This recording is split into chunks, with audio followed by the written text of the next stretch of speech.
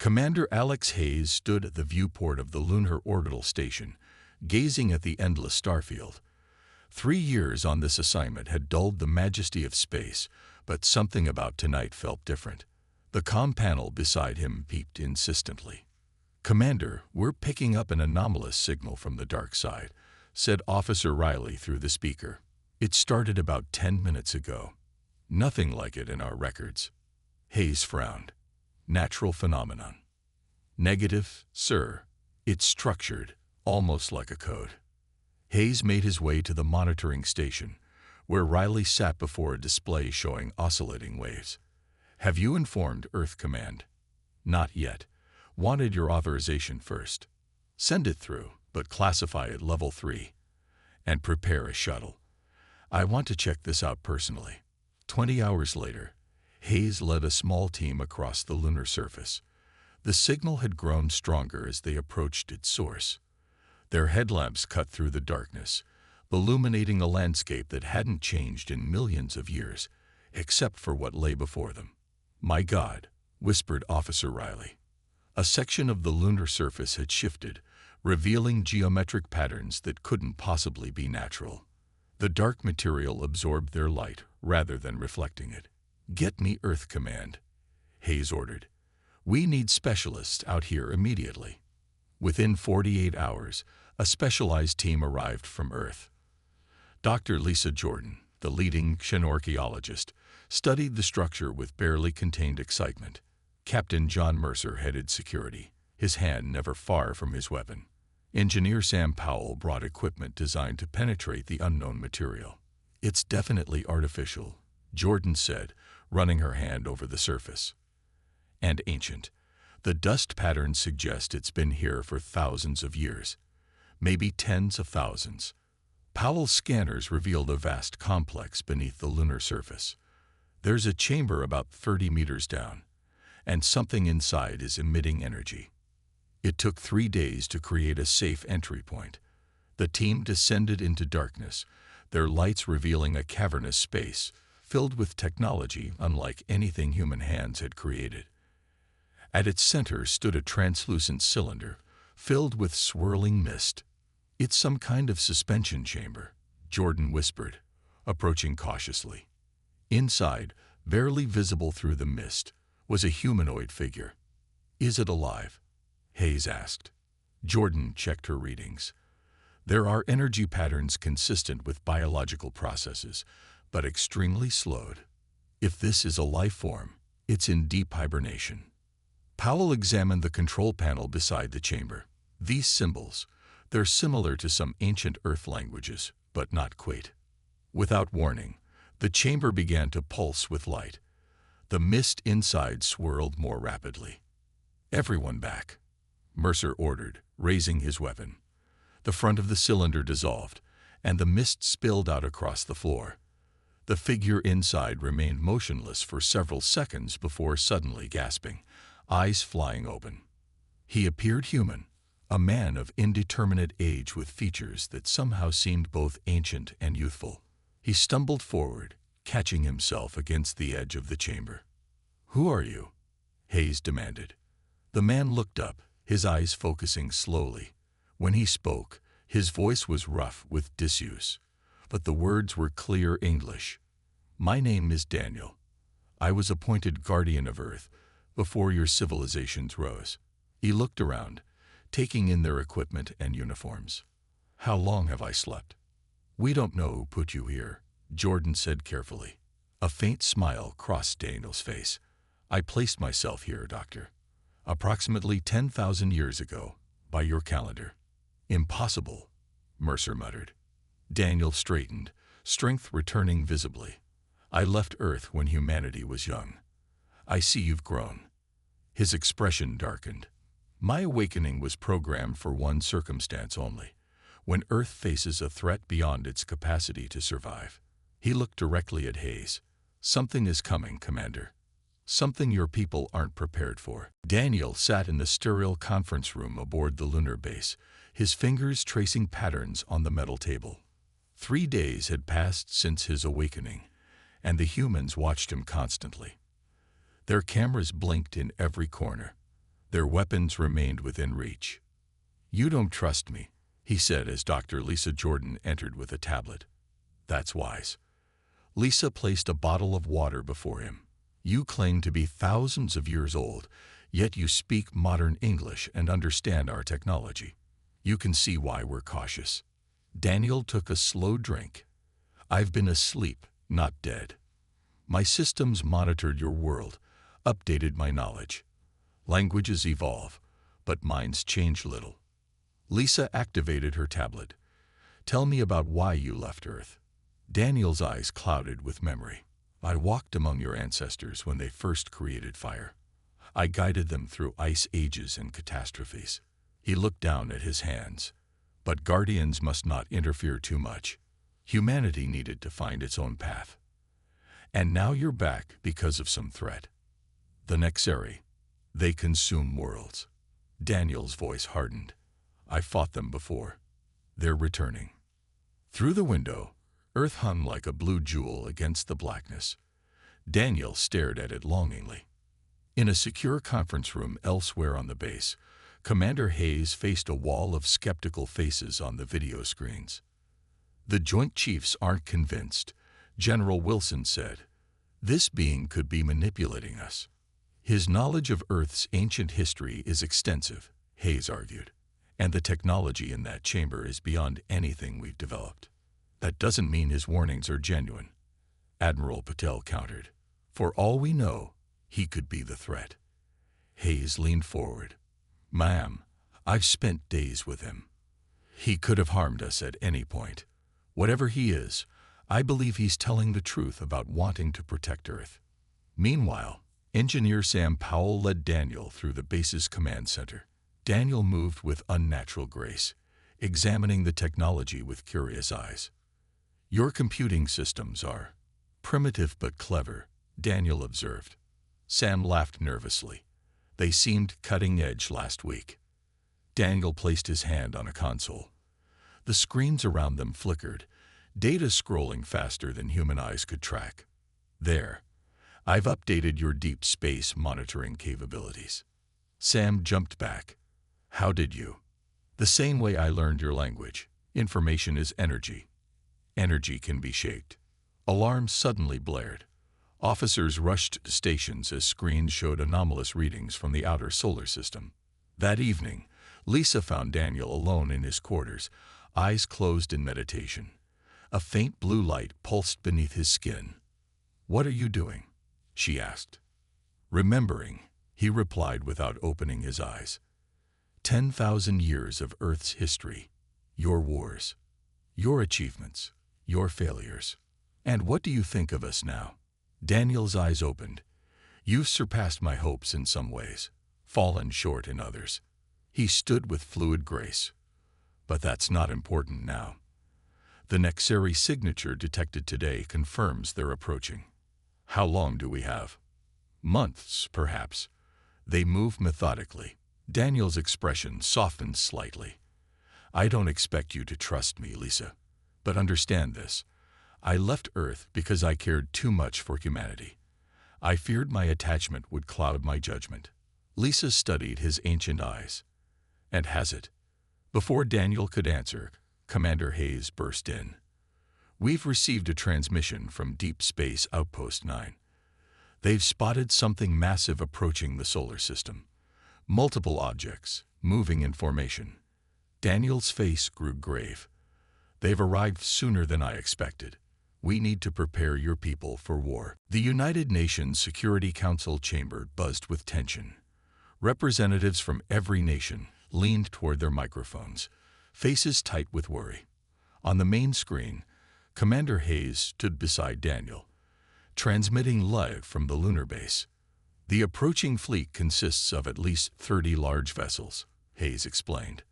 "He'll reach Mars orbit in approximately 2 weeks. And you're certain these are the Nexeri?" asked the Secretary General. Daniel stepped forward. "Yes, I recognize their energy signatures. They're world consumers. They strip planets of resources and life."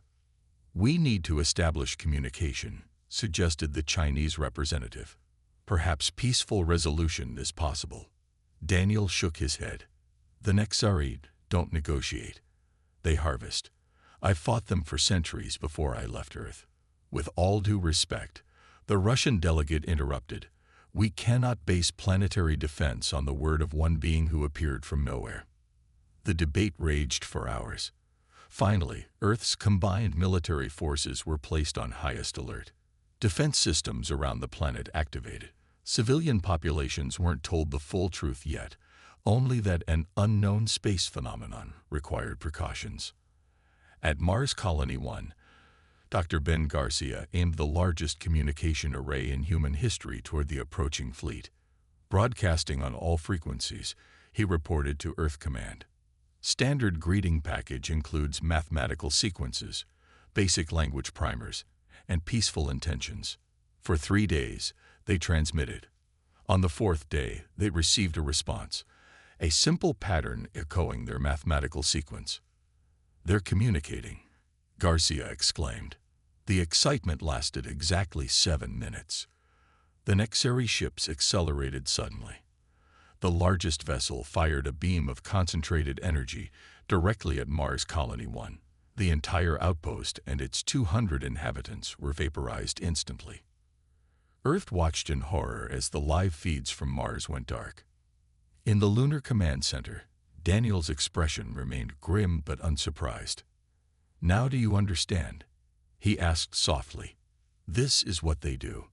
Hayes stared at the screens, devastation written across his face. We need your help, whatever it takes. Daniel nodded slowly. I'll teach your soldiers what I can, but time is short. Over the next week, Daniel worked with Earth's elite forces. He demonstrated combat techniques that seemed impossible, movements too fast for human eyes to track, ways to channel energy through the body, strategies to counter Nexari attacks. They aren't invincible, Daniel explained to a room of top military personnel. Their bodies are adapted to consume life energy. That's also their weakness. Lisa observed these sessions with growing concern. The changes in Daniel were subtle but unmistakable, his compassion giving way to cold efficiency, his eyes hardening with each passing day. You're becoming someone else, she told him privately. I'm becoming what I must be, he replied. What I once was. The first major battle occurred near Jupiter's moon Europa. Earth's newly upgraded fleet engaged 3 Nexari scout ships. The human vessels fought bravely, using Daniel's tactical advice. But the Nexari technology was overwhelming. Of 15 Earth ships, only 4 returned. Admiral Patel delivered the grim news to the Security Council. We inflicted damage on 1 enemy vessel, but the cost was catastrophic. Their weapons cut through our shields like they weren't there. On the lunar base, Daniel watched the battle recordings in silence. Then he turned to Hayes and Lisa. We need to wake the old defenses, he said. What defenses? Hayes asked. Before I left Earth, I placed weapons systems in dormant mode throughout the solar system. It's time to activate them. Daniel's eyes glowed faintly. But I need your help. We must go to another facility on the far side of the moon, one much older than where you found me. Why didn't you mention this before? Lisa demanded. Daniel's expression darkened. Because once awakened, these systems cannot be controlled by any human hand, and they will change everything. The lunar rover moved silently across the cratered landscape. Inside, Daniel sat motionless while Lisa and Sam checked equipment. Commander Hayes had remained at the base to coordinate Earth's defenses, reluctantly trusting Daniel to lead this mission. How much farther? Sam asked, eyeing the oxygen gauges. Just beyond that ridge, Daniel replied, pointing to a dark formation on the horizon. The entrance was designed to remain hidden from orbital scans. As they approached, the lunar surface seemed to shimmer. What appeared to be solid rock revealed itself as an illusion. A massive doorway materialized, large enough for their rover to enter. Incredible, Lisa whispered as they drove into a vast underground hangar. Ancient structures lined the walls, their surfaces covered in symbols similar to those from Daniel's hibernation chamber. Daniel placed his hand on a control panel, and the facility hummed to life. Lights activated in sequence, revealing technology that looked both impossibly advanced and strangely organic. "What is all this?" Sam asked, running his scanner over a pulsing column. "I wasn't the only Guardian," Daniel explained. "There were others, hundreds of us throughout the galaxy. This was our outpost in the solar system. There are more like you." Lisa's voice betrayed her surprise. Daniel nodded. "Some still active, others dormant like I was. We were created to watch over developing worlds, to protect them until they could join the galactic community." He led them deeper into the facility, eventually reaching a central chamber where a pool of silver liquid shimmered under soft blue light. "The awakening must begin here," Daniel said, removing his protective gear. "The defenses need connection to living minds." "What exactly are these defenses?" Sam asked. Daniel gestured to the walls. "Ships, weapons, shields, but more importantly, knowledge." He turned to Lisa. "Some humans can be awakened to abilities they don't know they possess. You're one of them, Lisa. I sensed it when we first met." Lisa stepped back. "What are you talking about?" "Certain genetic markers, brain patterns. Some humans carry dormant potential from when Guardians walked among your ancestors." Daniel extended his hand. "I need both of you for this to work, but it's your choice." After hesitation, Lisa and Sam agreed. Daniel instructed them to place their hands in the silver pool. As they did, the liquid crawled up their arms, painless but strange. "Focus on Earth," Daniel said, "on why you want to protect it." The chamber filled with light. Lisa gasped as images flooded her mind. Stars being born, planets forming, ancient beings walking across newborn worlds. She felt something awakening inside her, like a door opening to a room she never knew existed. When the light faded, the facility had transformed. Screens showed the solar system with new clarity. The emergency council meeting erupted in chaos as Commander Hayes presented Michelle's warning. Military leaders pounded tables while scientists argued over data patterns. The recently activated defense systems were working. 3 Nexeri scout ships had been destroyed near Saturn, but doubt now poisoned the victory. "We've been trusting a potential enemy," General Wilson shouted. "This Daniel could be leading us into a trap." Michelle stood calmly at the center of the storm. Unlike Daniel's ancient appearance, she seemed almost luminous, her eyes holding galaxies of knowledge. "Daniel and I serve different purposes," she explained. "All worlds with potential for advanced life are assigned multiple guardians. Some protect, others test, some judge." "And which were you?" Admiral Patel asked skeptically. "I was a healer," Michelle replied. Daniel was more complex. His role included determining if humanity deserved continued existence in the cosmic balance. Back at the lunar facility, Lisa felt a shift in the energy patterns. Her newly awakened senses detected disruption in the network Daniel had activated. "Something's wrong," she told Daniel. "Earth Command has locked us out of communications." Daniel's expression remained neutral, but Lisa noticed a tension in his movements. "They found Michelle." "Who's Michelle?" Sam demanded. "Another Guardian. We disagreed about humanity's path." Daniel turned away from them.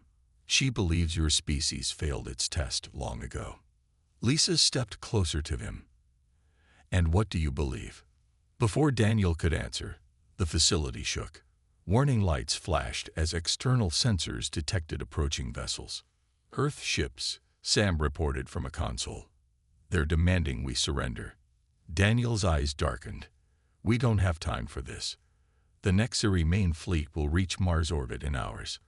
On the command ship orbiting the moon, Michelle conferred with Earth's military leaders. "Daniel left Earth 10,000 years ago because he couldn't bring himself to render judgment," she explained. "It was a dereliction of duty.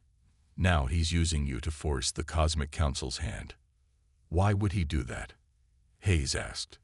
Michelle's voice softened. "Because he grew to love humanity. He couldn't judge you fairly, but he couldn't abandon you either. So he found a loophole. If humans could defeat the Nexeri on their own terms, They would earn their place regardless of past failings. Admiral Patel frowned. You're saying we're pawns in some cosmic game. All species face this test eventually, Michelle replied. Daniel simply accelerated yours. The command ship's alarms suddenly blared. A massive Nexari vessel had appeared near Mars, larger than any previously detected. They're transmitting, a communications officer announced. On the main screen, a being appeared, vaguely humanoid, but with crystalline features and eyes like black holes. Its voice resonated strangely in multiple tones. People of Earth, it said, I am Velex, commander of the Nexari Judgment Fleet. Your guardian has returned, breaking ancient law. Surrender him, and your world may be spared evaluation. Hayes looked to Michelle. Can we trust them? She hesitated. The Nexari rarely lie, but they define sparing differently than you might. Hayes made his decision. Tell them we'll consider their offer. Back at the lunar facility, Daniel activated a series of controls. The structure hummed with power. What are you doing? Lisa asked. Preparing for battle. Daniel turned to her. Lisa, I need you to understand. I never wanted this conflict, but it became inevitable the moment I awakened. Michelle says you're using us, Sam accused. Daniel's eyes flashed with anger. Michelle believes humanity should have been culled millennia ago. She sees only your flaws, not your potential. Lisa stepped between them. Tell us the truth, Daniel. All of it. Daniel's composure finally broke. Ancient sorrow filled his face. The truth. I was sent to judge Earth, yes. But I saw something in humans no other guardian recognized, an impossible balance of destruction and creation. I couldn't condemn you. I couldn't save you either. So I left, hoping you would save yourselves. A tremendous explosion rocked the facility. Earth forces had begun their attack. We're out of time, Daniel said grimly. The final battle begins now. The space around Saturn became a battlefield unlike anything humans had witnessed. Nexari ships, massive crystalline structures that seemed to bend light around them, faced off against Earth's combined fleet. Daniel's ancient defense systems activated throughout the solar system, sending beams of energy that cut through the darkness. Lisa and Sam stood in the lunar facility's control center. Their newly awakened abilities allowed them to sense the battle beyond what instruments could detect. They're dying out there, Sam whispered, feeling each lost human life like a candle being snuffed out. Daniel worked feverishly at the main console. The Nexari mothership is approaching. It carries enough power to obliterate Earth's surface. On the command ship, Hayes watched the battle unfold with Michelle beside him. We're losing, Hayes said grimly as another Earth vessel disappeared from tactical displays. Michelle's expression remained calm. This was inevitable. Humanity isn't ready. Ready for what? Hayes demanded. To survive. To exist. To join the greater cosmic community, Michelle replied. Your species still wages war against itself. You deplete your own planet. We try, Hayes interrupted. We fail. We learn. We try again. Isn't that worth something? A communications officer called out, Sir, we're receiving a transmission from the lunar facility.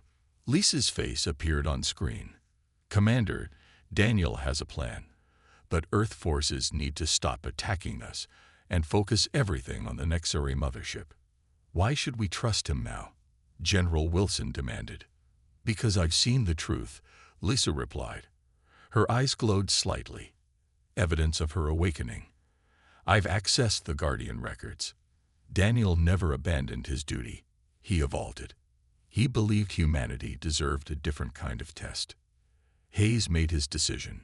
Redirect all attacks to the Nexari mothership and get me Velex. The Nexari commander appeared on screen again. Your offer is rejected, Hayes stated firmly. Earth stands with its guardian. Velex's crystalline features shifted. Then you choose extinction. The Nexari mothership began to glow with gathered energy. Smaller vessels formed a protective ring around it. In the lunar facility, Daniel completed the final preparations. The ancient weapons will damage their fleet, but not enough. He explained to Lisa and Sam, "I need to get aboard the mothership." "That's suicide," Sam protested. Daniel smiled faintly. "Not for me, but I need your help to breach their defenses." Using their combined abilities, they channeled energy through the facility systems, creating a corridor through the battle. A small craft emerged from the lunar surface, carrying Daniel toward the mothership. Earth forces concentrated their fire as ordered, creating distractions that allowed Daniel's approach. The Nexari detected him too late. On the command ship, Michelle suddenly stiffened. No, he wouldn't. Wouldn't what? Hayes asked. The final judgment requires a guardian sacrifice, she whispered. Daniel is offering himself in humanity's place. Daniel's craft crashed through the mothership's outer defenses. Inside, he fought his way to the central chamber where Vilex waited. "You break all our laws, Daniel," the Nexari commander said. "First by refusing judgment, then by returning, now by direct interference." "The laws are flawed," Daniel replied. "They don't account for species like humanity, contradictory, violent, yet capable of profound creation and compassion. Irrelevant. The Cosmic Council requires." "I know what they require," Daniel interrupted. "A judgment. A sacrifice." His body began to glow with intense energy. "I offer both." From Earth's command ship, they watched as Daniel's energy signature flared brilliantly within the mothership. The Nexari vessel shuddered. "What's happening?" Hayes demanded. Michelle's eyes widened. "He's merging his essence with their judgment matrix, overriding it." The mothership's weapons powered down. A shockwave of energy pulsed outward, washing over Earth's fleet without harming them. When it reached Earth, people around the world looked up at the sky, feeling something they couldn't explain, a profound sense of being witnessed and recognized. The Nexari fleet began to retreat. The mothership itself seemed to collapse inward, imploding in silent brilliance. "Is he dead?" Lisa asked through the communication link, tears streaming down her face. Michelle closed her eyes. "No guardian truly dies. But Daniel, as we knew him, is gone." The Earth looked different from space now. 6 months after the Nexari conflict, orbital platforms incorporated Guardian technology, their surfaces gleaming with energy patterns visible only to the awakened. Humanity had begun to rebuild, but nothing would ever be the same. Lisa stood in what had once been Daniel's lunar facility, now transformed into Earth's first interstellar monitoring station. Her abilities had grown stronger. She could sense energy patterns across the solar system, and sometimes beyond. Nearly 100 others like her had been identified worldwide. People with dormant guardian genetics now awakened to their potential. "The Chinese delegation has arrived," Sam announced, entering the chamber. His own abilities had developed differently. He could interface directly with technology, understanding systems that had seemed alien just months ago. "I'll be there shortly," Lisa replied, her eyes fixed on a particular point in space where the Nexari mothership had imploded. Sam followed her gaze. Still no sign. Lisa shook her head. Nothing concrete, just echoes. "Sometimes I think I can feel him watching." The monitoring station had become a hub of international cooperation. Former enemies worked side by side, united by their shared experience. Earth's militaries had been restructured, focusing outward rather than against each other. Michelle had remained as promised, establishing a training program for the newly awakened humans. Though initially distrusted, her knowledge had proven invaluable. She stood now in the observation dome, watching Lisa approach. "You should stop looking for him," Michelle said without preamble. "What Daniel did, it changes a guardian fundamentally." "He's not gone," Lisa insisted. "I can feel him." Michelle's expression softened slightly. "Perhaps, but he won't be what you remember." Their conversation was interrupted by alarms. The Deep Space Monitoring System had detected something approaching, a small vessel of unknown design. Earth's defense forces mobilized within minutes, but Michelle raised her hand. Wait, I recognize this energy signature. The vessel entered orbit and transmitted a simple message, coordinates on the lunar surface. Lisa, Sam, Michelle, and Commander Hayes took a shuttle to the designated location. They waited in silence until the ground before them began to shimmer. A figure emerged from what appeared to be a fold in space itself. It looked like Daniel, yet not. His form seemed partially translucent, energy patterns flowing beneath what appeared to be skin. When he spoke, his voice resonated oddly. "Earth looks well," he said simply. Lisa stepped forward, fighting the urge to touch him. "You've been gone 6 months. Has it been so long? Time moves differently where I've been." Daniel's gaze moved to Michelle. "You stayed. I'm glad. Someone needed to clean up your mess," she replied, but without malice. Hayes cleared his throat. "The Nexari. Will they return?" "Not in your lifetime," Daniel answered. "Perhaps not for millennia. Their judgment has been recorded. Earth passed its test." "What happened to you?" Lisa asked.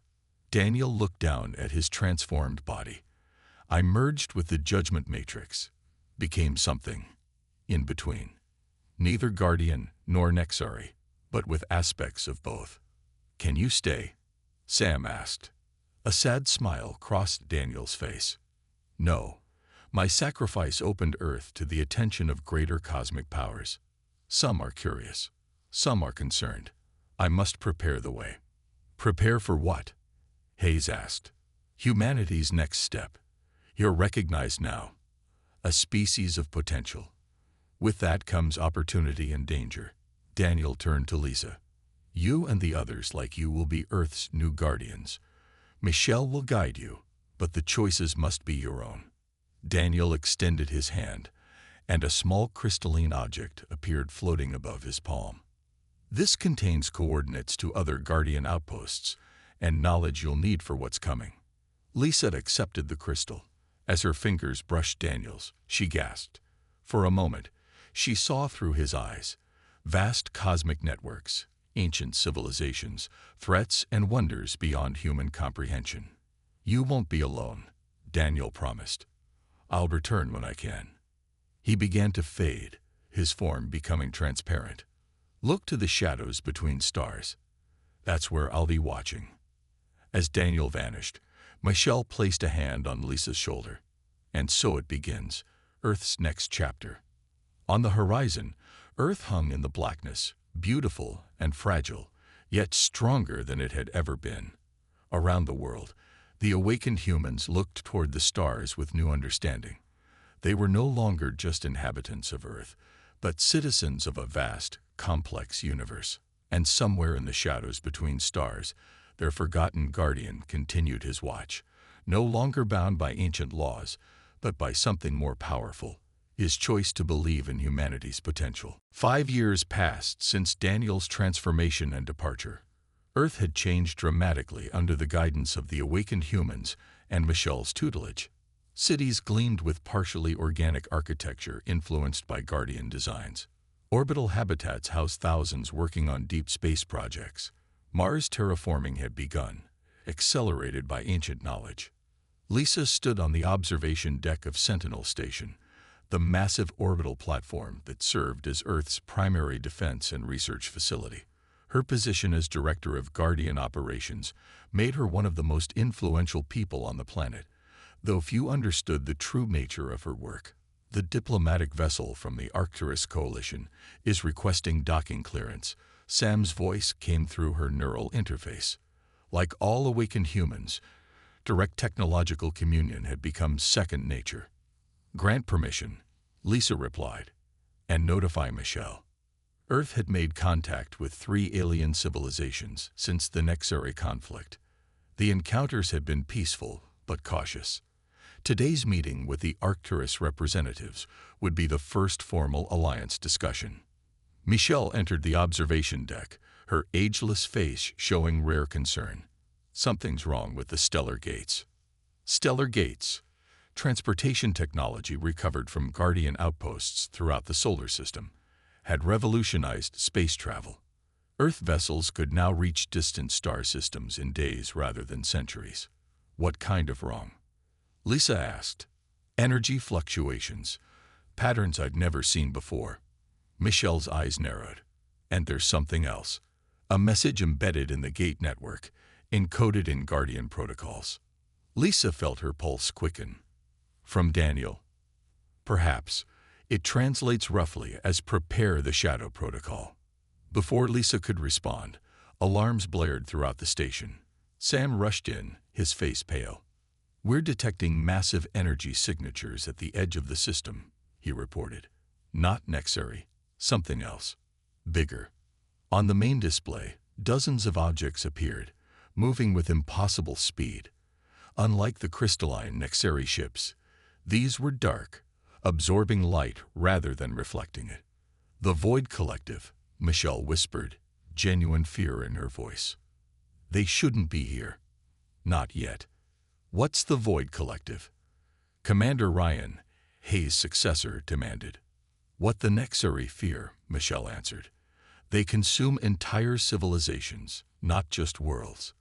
They're drawn to emerging species who access Guardian technology too quickly." Lisa's mind raced. "Shadow Protocol." Daniel mentioned shadows when he left. "What does it mean?" Michelle hesitated. "It's theoretical. No Guardian has ever implemented it. It would require hiding an entire planet from cosmic observation." "Is that possible?" Ryan asked. "With enough energy and the right configuration of the stellar gates, yes. But the strain would likely destroy the gates themselves." Sam studied the approaching fleet. "We have hours at most before they arrive. Earth's defenses can't stop that many." Lisa made her decision. Implement the Shadow Protocol. Everyone we've awakened needs to channel energy into the gate network. As Michelle began organizing Earth's defenses, Lisa retreated to her private chamber. There, she removed the crystal Daniel had given her years earlier. She had studied it extensively, but had never activated its deepest functions. "Daniel," she whispered, holding the crystal to her forehead. "We need you now." The crystal pulsed with sudden life. Energy coursed through Lisa, visions flooding her mind. Instructions, coordinates, warnings. She understood what needed to be done. Throughout the solar system, the awakened humans positioned themselves at key points. Following Lisa's guidance, they began channeling energy into the stellar gates, reconfiguring them. The gates connected, forming a vast network around the solar system. Energy built to impossible levels. On Sentinel Station, Michelle watched in awe. "It's working, but the gates are destabilizing. Once activated, we'll be cut off from the rest of the galaxy." "But alive," Lisa replied. "Daniel knew this might happen. He left us a way to hide until we're truly ready." As the Void Collective entered the outer solar system, the Shadow Protocol activated. A wave of darkness spread outward from the gates, enveloping planets, moons, and stations. To outside observers, the entire solar system seemed to vanish. On the edge of what had been visible space, the Void Collective paused in confusion. Their prey had disappeared. Inside the shadow, Earth continued to exist, hidden from cosmic eyes. The price was isolation, but Lisa knew it was temporary. Daniel had shown her glimpses of what lay ahead. Years of development and safety, until humanity could emerge again, truly ready to face the universe.